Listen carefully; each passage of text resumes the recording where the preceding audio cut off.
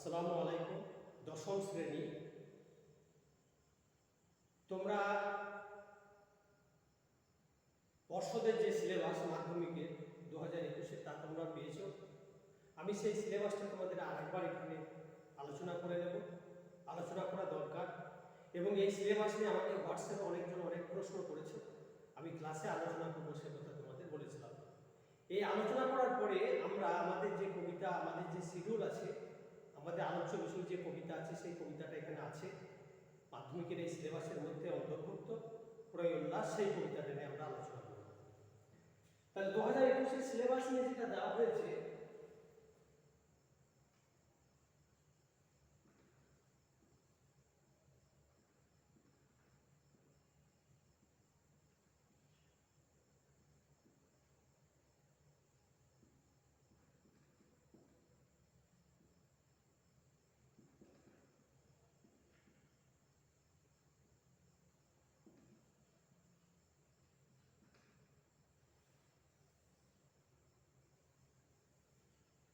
সিলেবাসের পাট অংশ যেগুলো দেওয়া হয়েছে আমি একটা একটা করে লিখছি।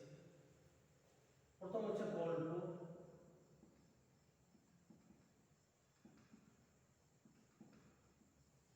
গল্প গল্পে একটা গল্প, এক নম্বর গল্প আমরা বলতে পারি বহুরূপী।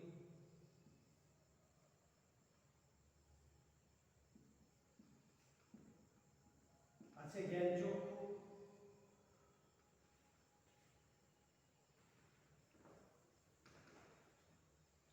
আছে জ্ঞানচক্ষু,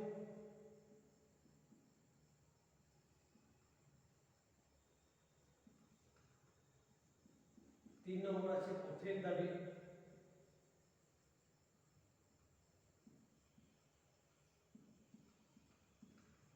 এরপরে আমরা যাব কবিতা।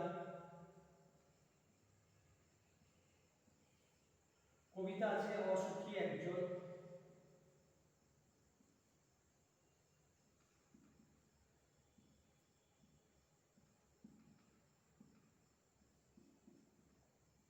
আয় আরো বেঁধে বেঁধে থাকি,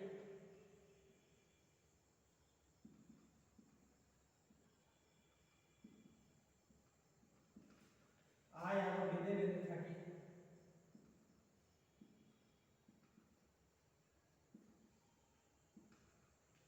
আচ্ছা আফ্রিকা,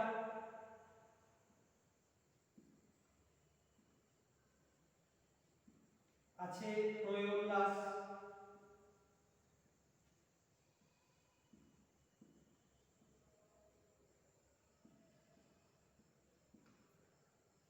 আছে অভিষেক,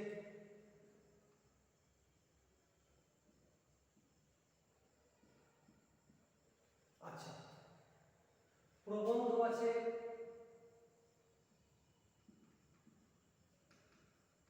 হারিয়ে যাওয়া কালীকলম,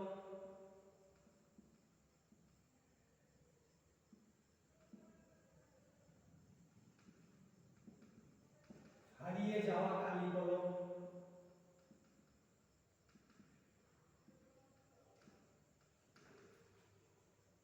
নাটক আছে সিরাজদৌল্লা,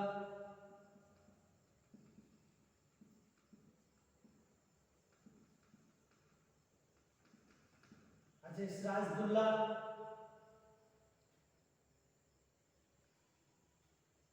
আচ্ছা এরপরে আছে সহায়ক গ্রন্থ,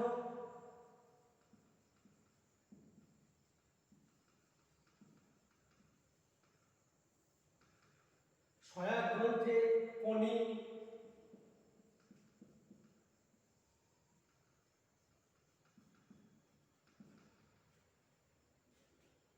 আচ্ছা ব্যাকরণ,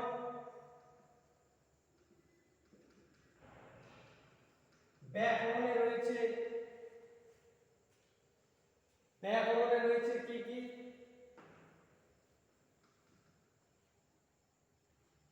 বাংলা ব্যাকরণে কি কি রয়েছে একবার দেখে নেওয়া যাক।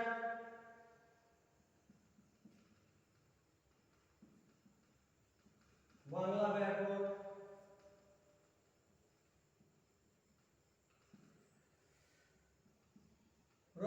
কারক ও অকারক সম্বন্ধ,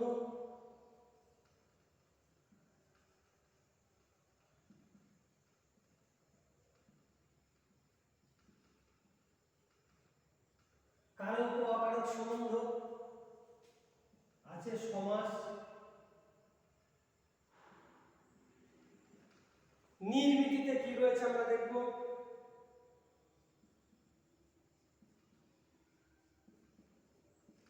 নির্মিতি অধ্যায়ে কি কি আছে, নির্মিতি অধ্যায়ে আছে কাল্পনিক সংলাপ,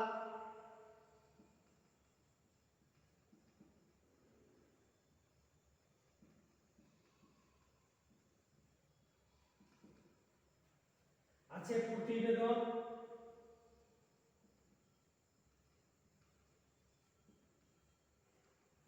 আছে রচনা, অনুবাদ,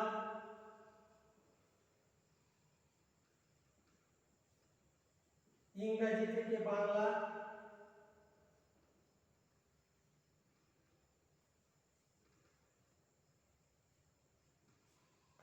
এই জায়গাটা তোমরা দেখবে। এই যে কাল্পনিক সংলাপ, কাল্পনিক সংলাপে আছে, এই নির্মিতিতে আছে কাল্পনিক সংলাপ, প্রতিবেদন যেমন লেখা আছে পর্ষদে আমি ঠিক সেইভাবেই দেখিয়েছি, রচনা, অনুবাদ ইংরেজি থেকে বাংলা,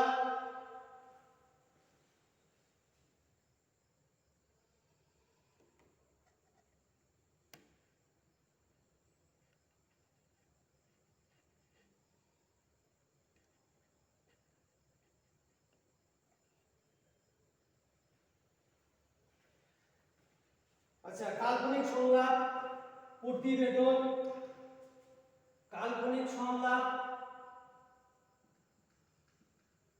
কাল্পনিক সংলাপ,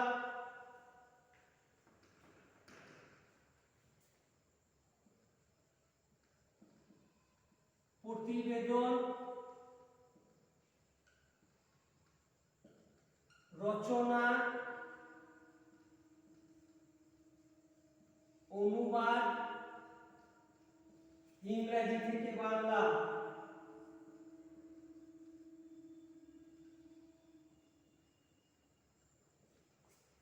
ঠিক যেমনটা দেওয়া হয়েছে পর্ষদ থেকে, বোর্ড থেকে, ঠিক আমি এখানে তেমনটাই লিখলাম। কাল্পনিক সংলাপ, প্রতিবেদন, রচনা, অনুবাদ ইংরেজি থেকে বাংলা। এই রচনা, এই অংশটা থেকে অনেকের প্রশ্ন জাগতে পারে যে প্রবন্ধ রচনা কিনা। এটা আমি গুগল সার্চ করে যেটা পেলাম তাতে প্রবন্ধ রচনা সেখানে নেই, আছে কাল্পনিক সংলাপ আছে, প্রতিবেদন রচনার পরে কমা হতো, কমাটা আগে পড়েছে, তার মানে প্রবন্ধ রচনা নেই, যেটা আমরা বুঝতে পারলাম। কিন্তু অনেকে এতে বিভ্রান্ত হতে পারে। তো কমাটা অ্যাকচুয়ালি এখানে হতো প্রতিবেদন রচনা, অনুবাদ ইংরেজি থেকে বাংলা, তার প্রবন্ধ রচনা এখানে নেই বলেই মনে হচ্ছে। আচ্ছা মাঝে রচনাটা থেকে গেছে কমার আগে বলে এরকম মনে হয়েছে। তাহলে আমি একটা একটা আলোচনা করব। এখানে আমাদের গল্প রাখা হয়েছে বহুরূপী, রাখা হয়েছে জ্ঞানচক্ষু, রাখা হয়েছে পথের দাবি, বাদ গেছে নদীর বিদ্রোহ আর অদল বদল। দেখো দুটো গল্প বাদ গেছে, কিন্তু একটা জিনিস তোমরা দেখে লক্ষ্য করবে যে অদল বদল আর নদীর বিদ্রোহ দুটো সহজ গল্প বাদ গেছে। তাহলে তোমাদের পড়াশোনা কিভাবে করতে হবে একটু দেখবে। কবিতা, অসুখী একজন, আয় আরো বেঁধে বেঁধে থাকি, আফ্রিকা, প্রলয় উল্লাস আর অভিষেক, বাদ গেছে কি সিন্ধু তীরে আর অস্ত্রের বিরুদ্ধে গান। দুটো সহজ কবিতা বাদ গেছে, এখানেও দুটো কবিতা বাদ গেছে। প্রবন্ধ, হারিয়ে যাওয়া কালী কলম, বাংলা ভাষা বিজ্ঞান চর্চা। তো বাংলা ভাষা বিজ্ঞান তোমাদের প্রবন্ধ একটা বাদ গেছে, একটা প্রবন্ধ আছে কঠিন প্রবন্ধ যেটা বাদ গেছে। নাটক সিরাজদৌল্লা তোমাদেরকে ফুল করতে হবে, সহায়ক গ্রন্থ কনি সম্পূর্ণ করতে হবে। বাংলা ব্যাকরণে দেখো কারক অকারক আর সমাস এই দুটোকে রাখা হয়েছে, বাদ গেছে বাক্য ও বাক্যান্তর, বাচ্য ও বাচ্যান্তর, দুটো বাদ গেছে। ঠিক নির্মিতি অধ্যায়, প্রতিবেদন বা সংলাপ রচনা, অনুবাদ আছে, প্রবন্ধ রচনা বাদ গেছে। তো ফুল সিলেবাসটা আমি তোমাদের একটু বুঝিয়ে নিলাম। তাহলে এখানে যেমন দুটো গদ্য বাদ গেছে, দুটো কবিতা বাদ গেছে। আগে যেমন এখন মার্কস বিভাজন, কত মার্কসের পরীক্ষা হবে আর মার্কস ডিভিশন কেমন হবে না পাওয়া পর্যন্ত কিছু বলা যাচ্ছে না, কিন্তু এই কথাটা পরিষ্কার তোমাদের কাছে যে বড় প্রশ্ন আর বেছে বেছে নয়, প্রত্যেকটা গল্প থেকে, প্রত্যেকটা কবিতা থেকে, প্রত্যেকটা জায়গা থেকে করতে হবে। বাংলা ব্যাকরণে তো বড় প্রশ্ন আসার প্রশ্ন নেই। তো এই সব জায়গাগুলোতে বড় প্রশ্ন তোমাদেরকে করতে হবে। এরকম ভেবো না যে একটা কবিতা করবে আর একটা কবিতা করবে না, একটা গদ্য করবে আর একটা গদ্য করবে না, মনে নয়। কারণ হচ্ছে প্রায় 35% তোমাদের সিলেবাস কি হয়েছে, ছেটে দেওয়া হয়েছে, ছেটে দিয়েছে বোর্ড। তাহলে এখন তোমাদের পড়াশোনার মানটা কিরকম করতে হবে, বড় প্রশ্নের উপর তোমাদেরকে জোর দিতে হবে। আর যেগুলোকে বাদ দেওয়া হয়েছে সেগুলো আর পড়াশোনার আর মানে হচ্ছে পঠন পাঠনের কোনো প্রয়োজন নেই। এখন তোমরা একদিক থেকে কি করবে, রিভিশন দেবে। এই বিষয়টা তোমরা অবশ্যই খেয়াল রাখবে। নতুন সিলেবাস পেয়ে গেছো, আর প্রত্যেকটা গদ্য বা কবিতা তোমাদেরকে পড়তে হচ্ছে না, বা এই কবিতাটা বড় প্রশ্ন আসবে ওই কবিতায় আসবে না, এই কবিতায় 3 নম্বরে আসবে ওই কবিতায় 5 নম্বরে আসবে, এই গদ্যে 3 নম্বর ওই গদ্যে গল্পে 5 নম্বর, এমন হওয়ার কোনো জোর নেই। প্রত্যেকটা কবিতা, প্রত্যেকটা গল্প এবং প্রবন্ধকে তোমাদেরকে জোর দিতে হবে।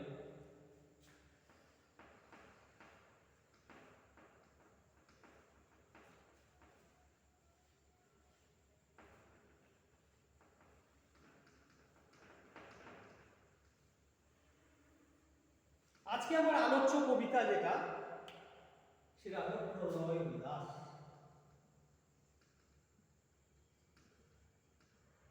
কবিতাটার নাম হচ্ছে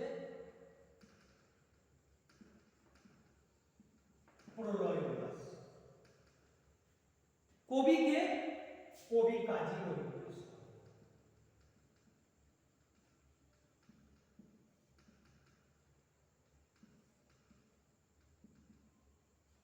কাজী নজরুল ইসলাম।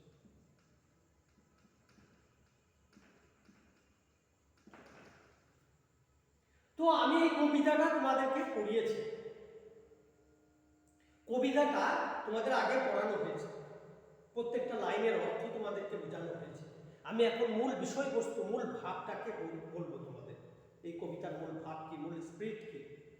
তো আমি একটা একটা আলোচনা করব, কারণ হচ্ছে বিস্তারিত আলোচনা না করলে তোমাদের সেই বিপটে বিষয়গুলো ভেসে উঠবে না। প্রলয় মানে হচ্ছে, আমি প্রথমে দেখব যে প্রলয় মানে কি, উল্লাসিবা মানে কি। প্রলয়,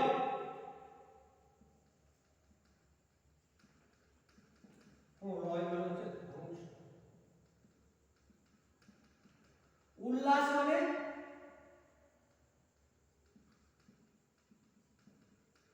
আনন্দ।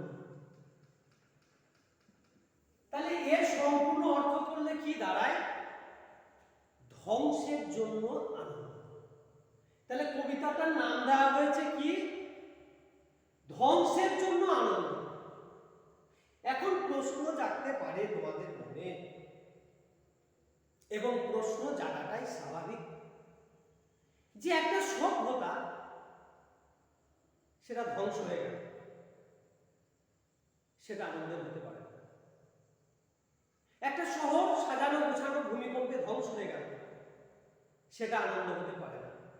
একটা সাম্রাজ্য ধ্বংস হয়ে গেল, মানুষজন সব বিলীন হয়ে গেল, সেটা আনন্দ হতে পারে না। নদীপক্ষে একটা সাজানো গোছানো গ্রাম নদী গর্ভে বিলীন হয়ে গেল, সেটা আনন্দ হতে পারে না। সেটাও ওয়ান টাইপ অফ মানে ধ্বংস বলা যেতে পারে, এক প্রকারের ধ্বংস। কিছু মানুষ মারা গেল, সেটা আনন্দ হতে পারে না। তাহলে ধ্বংস আনন্দ দেয় না। একটা সুন্দর বাড়ি তোমরা বানিয়েছো, চকচক করছে, জ্যোৎস্না আলো যেন খেলছে, সেই বাড়িটা ভূমিকম্পে ধ্বংস হয়ে গেল, তার জন্য আনন্দ হতে পারে না, তার জন্য দুঃখে কাতর হয়ে যায় মানুষ, তার জন্য আনন্দ হতে পারে না। তাহলে কবি কি জন্য আনন্দ বললেন, এই প্রশ্ন আমাদের জাগতে পারে। কবি কোনো সুসজ্জিত সাম্রাজ্য, কোনো সাজানো গোছানো শহর, কোনো সুন্দর বাড়ি, কোনো জনজাতির ধ্বংসের কামনা করেননি। কামনা করেছেন সেই সাম্রাজ্যের, সেই রাজ্যের, সেই রাষ্ট্রের, সেই শাসকের সাম্রাজ্য যেখানে ন্যায়ের কোনো আভাস নেই, যেখানে সুন্দর স্থান পায়নি, যেখানে মানুষের প্রকৃত সুখ নেই, যেখানে মানুষকে রাখা হয়েছে পেষণ করে, শোষণ করে, অত্যাচার চালানো হয়েছে নির্বিচারে, যেখানে কান্নার রোল আকাশ বাতাসকে ধ্বনিত প্রতিধ্বনিত করে তুলছে, যেখানে মানুষ নিজ ভূমিতে থেকেও পরাধীন, যেখানে নারী পুরুষ অপমানিত, লাঞ্ছিত, এই রকম একটা সাম্রাজ্য, এই রকম একটা মানে হচ্ছে যে দেশ, এই রকম একটা শাসকের কবি ধ্বংসের কামনা করেছে। তার মানে কবি এখানে পরোক্ষে কি বলতে চেয়েছেন? যে ইংরেজরাই ভারতবর্ষে 200 বছর শোষণ আর শাসন চালিয়েছে, যে ইংরেজদের অত্যাচারে আজকে ভারত ভূমি রক্তে রাঙা হয়ে গেছে, যে ইংরেজদের অত্যাচারে করুণ কাহিনী ইতিহাসে লিপিবদ্ধ হয়েছে, যে ইংরেজদের অত্যাচারে চারিদিকে কান্নার রব এবং মৃত্যু মিছিল হয়েছে, কবি সেই রকম ইংরেজ শাসনের চেয়েছেন, ধ্বংস কামনা করেছেন। তাই কবি সে কথা বলতে চেয়েছেন।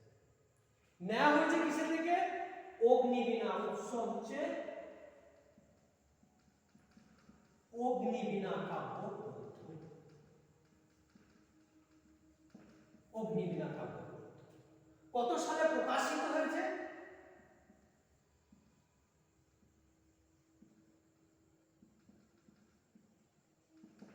প্রকাশ কাল হচ্ছে 1922 খ্রিস্টাব্দ।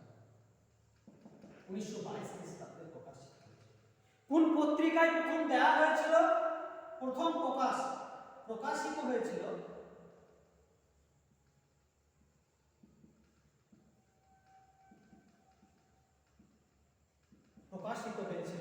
প্রবাসী পত্রিকায়।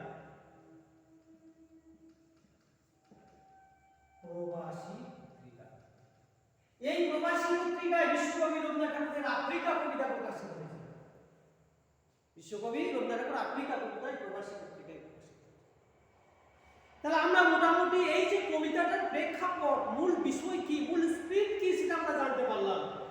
কবি কাজী নজরুল ইসলাম সম্বন্ধে নতুন করে বলার কিছু নেই। যে সমস্ত কবি সাহিত্যিক আমাদের হৃদয়ে, আমাদের অন্তরের অন্তরস্থলে, আমাদের বাংলায় অলিগলিতে সর্বত্র জাতির জীবনে ছাপ রেখে গেছে, তাই বলতে হয় সেই ধন্য নরকুলে লোকে যারে নাহি ভুলে, মনের মন্দিরে নিত্য সেবে সর্বগুলে। আমরা প্রতিদিন যে মানুষদেরকে স্মরণ করি, যারা স্মরণীয়, বরণীয়, কাল দেশ অতিক্রম হয়ে যাবে, এক জাতি থেকে আরেক জাতি আসবে, এক শাসক থেকে আরেক শাসক যাবে, আস্তে আস্তে মানুষ কি হবে? বহুকাল কেটে যাবে, যুগের অবসান ঘটবে। তবু যারা স্মরণীয় হয়ে থাকবে, যারা বরণীয় হয়ে থাকবে, তাদের মধ্যে কাজী নজরুল ইসলাম। জন্ম 1899 খ্রিস্টাব্দে, মৃত্যু অবিভক্ত বাংলাদেশের ঢাকায় 1976 সালে।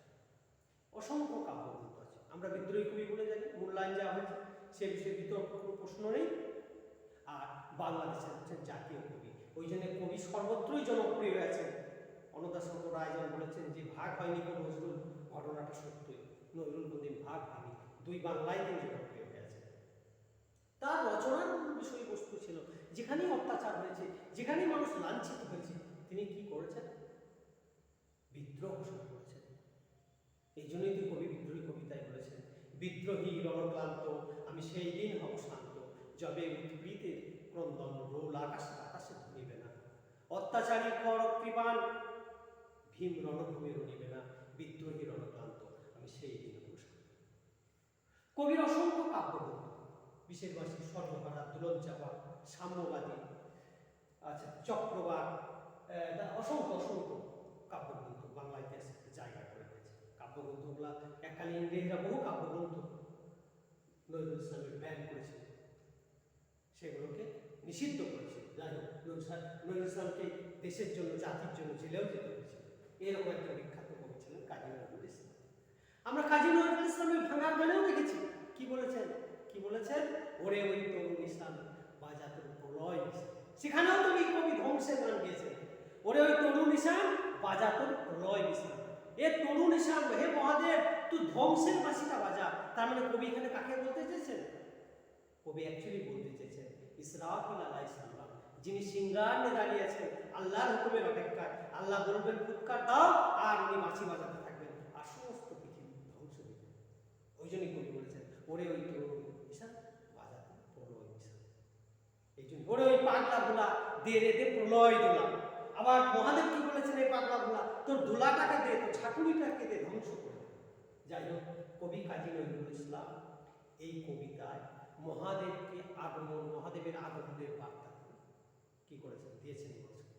এই জন্য কবি বলেছেন যে তোরা সব জয়ধ্বনি কর, তোরা সব জয়ধ্বনি কর। এই জয়ধ্বনি কর, জয়ধ্বনি কর অর্থাৎ আমরা জয় পেলাম না, জয়ধ্বনি করতে বল, একথা কবি জোর দিয়েছেন।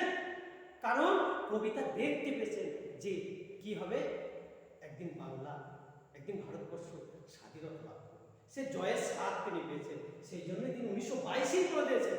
কারণ সারা ভারতবর্ষে তখন ছিল উত্তাল আন্দোলনের, তার একটা আলাদা একটা প্রেক্ষাপট রচনা হয়েছিল। তখন কবি সেই আওয়াজ থেকেই বলেছিলেন যে তোরা সব জয়ধ্বনি কর, জয় আমাদের আছে। এবং আমাদের আন্দোলনটা কেমন হবে, আমাদের কেতনটা কেমন হবে, ওই নতুনের কেতন ওড়ে কাল বৈশাখী ঝড়। কাল বৈশাখী ঝড় যেমন সমস্ত কিছু লণ্ডভণ্ড করে দেয়। কাল বৈশাখী ঝড় হয়তো আমরা এখন দেখছি না, এখন বিভিন্ন ঝড়ের নাম হচ্ছে হুদুদ, নার্গিস, আইলা ইত্যাদি ঝড়। কিন্তু আগে প্রত্যেক চৈত্র বৈশাখ মাসে বৈকাল দিকে এক ঝড়ের তাণ্ডব চলত, যেটাকে কাল বৈশাখী ঝড় বলা হতো। সেই ঝড়ের মতো আজকে পতাকা। কবি সে কথাই বলেছেন। কবি জোর দিয়েছে কি, যে ধ্বংসযজ্ঞ অনুষ্ঠিত হবে এবং মহাদেবের আগমন ঘটবে। যার ধাক্কাটা তিনি মূল দরজায় পেয়েছেন, যে সে যেন আগল দরজায় সে যেন ধাক্কা দিচ্ছে, সিংহদ্বারে সে যেন ধমক দিচ্ছে, সে যেন হানছে এবং সব কিছুকে লণ্ডভণ্ড করে দেবে, সব কিছুকে লণ্ডভণ্ড করে দেবে।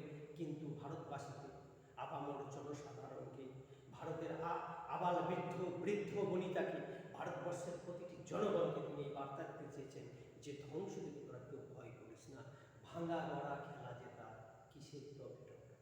কবি একটা কালজয়ী লাইন বলেছেন, কালজয়ী বাক্য এই কবিতার মধ্যে অবতারণা করেছেন, যার ব্যাখ্যা, যার মানে, যার অর্থ যুগ যুগান্ত পার হয়ে গেলেও ফুরিয়ে যাবে।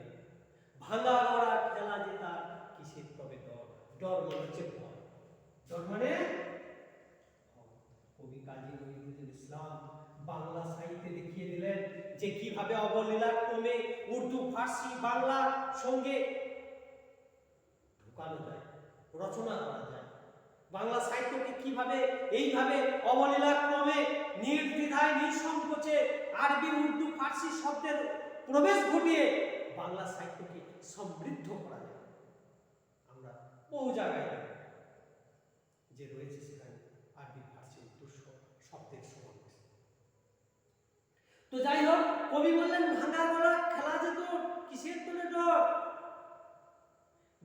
ভাঙতেও জানো, গড়তেও জানো, তাহলে তোমার এটাই তো খেলা, তোমার ভয় কিসে? হোক না ধ্বংসের তাণ্ডব, হোক না আন্দোলন, যাক না জীবন, ভাঙুক না বাড়ি, ধ্বংস হোক না সভ্যতা, বিনষ্ট হোক না সুন্দর সুন্দর জিনিসপত্রের কারখানার, ভয় নেই। কারণ হিন্দু ধর্ম মতে মহাদেব গড়তে পারে, ভাঙতে পারে। মুসলিম ধর্ম মতে আল্লাহ কোনো কিছু সৃষ্টি করার ইচ্ছা হলে হও বলে না, হয়ে যায়। আবার ইচ্ছা করে ধ্বংস করে দিতে পারেন। মহান শক্তির অধিকারী সেই মহান করুণাময়, অনন্ত করুণাময় পরম দয়ালু আল্লাহ, সে আল্লাহর কথাও তিনি পরোক্ষে বললেন যে তিনি ভাঙতেও পারেন, গড়তেও পারেন। কিসের ভয়, কিসের ডর? কবি সেই জন্য ভয় করতে ভয় করলেন।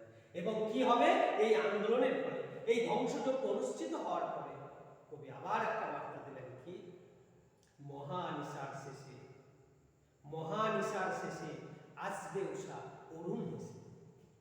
মহানিশার শেষে আসবে উষা অরুণ হেসে। মহানিশা, নিশা মানে রাত, অর্থাৎ রাত বলতে এখানে তিনি বিরাট ইঙ্গিত করলেন, বিরাট অর্থবহ। অন্ধকার হয়ে গেলেই রাত নয়, দিনের পরে রাত আসে, সে রাতকে তিনি বলতে চাইলেন না। এই রাত হচ্ছে অন্ধকারময় দিন, এই রাত হচ্ছে কালিমালিপ্ত ইতিহাস, এই রাত হচ্ছে অত্যাচারের করুণ কাহিনী, এই রাত হচ্ছে রক্ত স্রোত বয়ে যাওয়া ইতিহাস, এই রাত হচ্ছে যে মানুষের উপর শোষণ পীড়নের এক জ্বালাময় ইতিহাস, এই রাত হচ্ছে অমঙ্গলের একটা ইঙ্গিতবাহী শব্দ, এই রাত হচ্ছে কুসংস্কারে আচ্ছন্ন এক জগৎ। সেই রাতের অবসান এবার মহানিশার শেষে আসবে উষা। উষা মানে ভোরবেলা, ভোরবেলা, সকালবেলা। অরুণ হেসে, অরুণ মানে সূর্য, সূর্য হাসবে। তাহলে যা কিছু অপছন্দ, যা কিছু অসুন্দর, যা কিছু করুণ কাহিনী, যা কিছু সমাজ গঠিত কাজ, যা কিছু অপশাসন, যা কিছু অপসংস্কৃতি কুসংস্কার সব দূর হয়ে যাবে, আর সেই সমস্ত কিছুকে দূরে সরিয়ে দেবে। সুন্দর আলো ফুটফুটে হয়ে চারদিকে উজ্জ্বল হয়ে উঠবে, সারা পৃথিবী জল জল করবে, ভারতবর্ষ জল জল করবে, বাংলার ইতিহাস জল জল করবে। সে কে? অরুণ। অরুণ হাসবে, অর্থাৎ আমরা স্বাধীনতার স্বাদ পাব। কবি এক জায়গায় বলেছেন, কি বলেছেন? যে কান্ডারি তব সম্মুখই পলাশী প্রান্ত, বাংলার খুলে লাল হলো যেটা ক্লাইভের খঞ্জর, ওই গঙ্গায় ডুবিয়াছে হাই ভারতের দিবাকর, উদিবে সে রবি আমাদেরই খুলে রাঙায়া পুনর্বার। কবি জোরের সঙ্গে বলে গেছে যে আমাদের যে সূর্য গঙ্গায় অস্তমিত হয়েছে, আমাদের যে স্বাধীনতা চলে গেছে, তা একদিন আমাদেরই রক্তে সেই সূর্য আবার উদিত হবে। কবি এই কবিতাতেও তাই বললেন। এবার মহানিশার শেষে আসবে পোষা অরুণ এসে। এই জন্যই কবি শেষে বললেন, বধূদেরকে প্রদীপ তুলে ধরে এই সমস্ত আন্দোলনকারীদের, এই সমস্ত অনশনকারীদের, এই সমস্ত ত্যাগী মানুষদের, এই সমস্ত সমাজসেবীদের, এই সমস্ত যুবকদের প্রদীপ তুলে তাদেরকে বরণ করতে বললেন কবিতার শেষে। তাহলে আমরা এই কবিতার মূল বিষয়বস্তু বুঝতে পারলাম। এই কবিতাটা তোমরা ভালো করে পড়বে লাইন বাই লাইন, কারণ আর ছাড়ার আর ধরার কোনো বিষয় নেই। এই কবিতা থেকে প্রশ্ন আসবে, 1 নম্বর আসবে, এমসিকিউ আসবে, 5 নম্বর থাকলে 5 নম্বর, 3 নম্বর থেকে 3 নম্বর আসার মানে হচ্ছে প্রবণতা প্রবল। কাজেই তোমরা পড়াশোনার উপর জোর দাও। আমি নেক্সট ডে যখন ক্লাস থাকবে তখন আমি তোমাদের এবার প্রশ্ন উত্তর নিয়ে আলোচনা